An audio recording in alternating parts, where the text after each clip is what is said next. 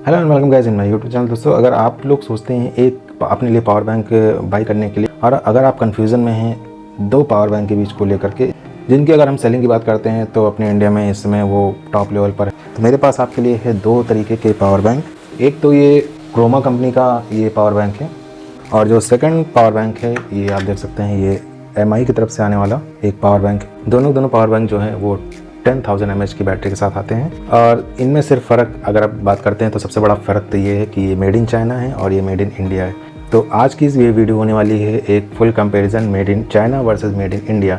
तो देखते हैं कि इस कंपैरिजन में कौन सा ब्रांड अच्छा निकल के आता है, हमारा जो इंडियन ब्रांड है वो, या फिर जो एक चाइनीज़ ब्रांड है ये। तो ज़्यादा देरी न करते हुए चलिए वीडियो शुरू करते हैं और करते हैं इनका फुल रिव्यू और जानते हैं इनकी क्या क्या है स्पेसिफिकेशन।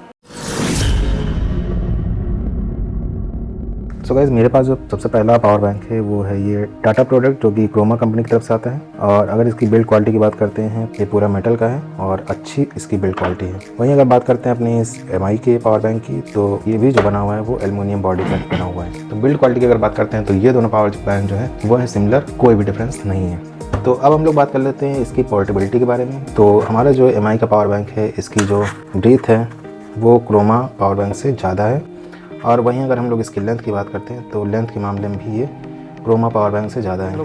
तो अगर हम लोग एक पोर्टेबल पावर बैंक की बात करते हैं इन दोनों में से, तो जो हमारा पोर्टेबल पावर बैंक निकल के आता है वो क्रोमा ब्रांड का जो पावर बैंक है वो निकल के आता है। अब देखते हैं इसके कुछ फीचर्स के बारे में। जैसे कि आप देख सकते हैं, जो MI का पावर बैंक है, यहाँ पर आप एक ये चार्जिंग पोर्ट देख सकते हैं, ये माइक्रो USB चार्जिंग पोर्ट है, और दो यहाँ पर आप USB पोर्ट देख सकते हैं। वहीं अगर हम लोग बात करते हैं क्रोमा पावर बैंक की, तो यहाँ पर आपको मिल जाता है दो USB पोर्ट मिल जाते हैं, यहीं पर आपको एक टाइप C पोर्ट मिलता है और एक माइक्रो USB पोर्ट। तो ओवरऑल हम लोग बात करते हैं इनके पोर्ट के बारे में, तो यहाँ पर आपको टाइप C पोर्ट एक्स्ट्रा मिलने की वजह से क्रोमा पावर बैंक MI से बेहतर साबित होता है। अभी हम लोग देखने वाले हैं अपने इन दोनों पावर बैंक की जो फास्ट चार्जिंग कैपेसिटी है वो क्या है। तो अगर हम इन दोनों पावर बैंक की बात करते हैं तो ये दोनों ही पावर बैंक फास्ट चार्जिंग को सपोर्ट करते हैं। MI का पावर बैंक का जो स्पेसिफिकेशन है आप यहाँ पर इसको देख सकते हैं, क्लियर यहाँ पर मेंशन है। और यहीं पर अगर हम बात करते हैं क्रोमा कंपनी की जो ये पावर बैंक आती है, तो इसका स्पेसिफिकेशन यहाँ पर मेंशन किया है। तो अगर हम दोनों पावर बैंक की बात करते हैं तो ये दोनों ही पावर बैंक 18 वाट का इनपुट और 18 वाट का आउटपुट ही देते हैं। सो ओवरऑल अगर इन दोनों पावर बैंक की इनपुट और आउटपुट कैपेसिटी की बात करते हैं तो इन दोनों में कोई डिफरेंस नहीं है, दोनों 18 वाट के पावर बैंक है। अब अगला बात आता है कि चार्जिंग टाइम, जो कि बहुत ज़्यादा मैटर करता है। जैसा कि मैंने अभी आपको बताया कि ये दोनों पावर बैंक 18 वाट को सपोर्ट करते हैं।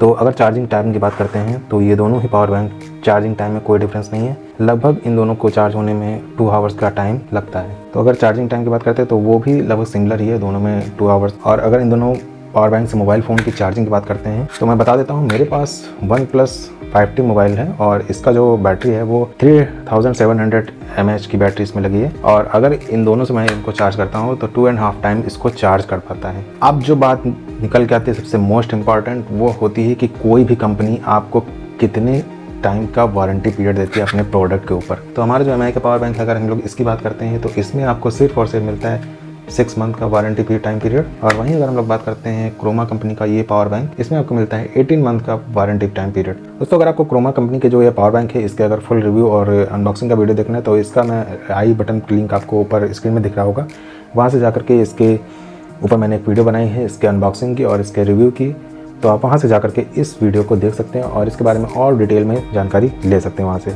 ओवरऑल अगर हम लोग इन दोनों पावर बैंक की बात करते हैं तो इनमें से कौन सा बेस्ट है मेरे लिए, तो इन दोनों में से मैं अगर सेलेक्ट करता हूँ तो वो है हमारा टाटा कंपनी का जो प्रोडक्ट है ये क्रोमा। और अगर इसकी जो फीचर्स हैं और इसकी जो पोर्टेबिलिटी है इसके मामले में बात करते हैं तो MI से ये बेहतर ही साबित होता है।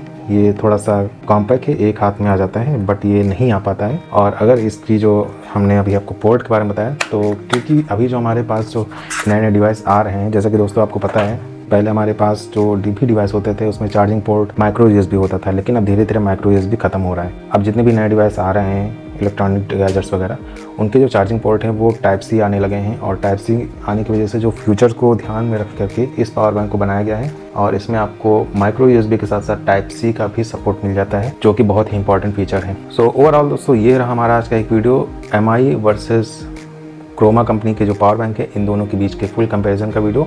आई होप आपको थोड़ा बहुत आइडिया हो गया होगा कि इन दोनों पावर बैंक में से आपको कौन सा लेना चाहिए। तो मैं दोनों पावर बैंक का जो बेस्ट बाय लिंक है वो डिस्क्रिप्शन में दे दूंगा, वहाँ से जाकर के इसको बाय कर सकते हैं। So thanks for watching guys, मिलते हैं आपसे नेक्स्ट वीडियो में।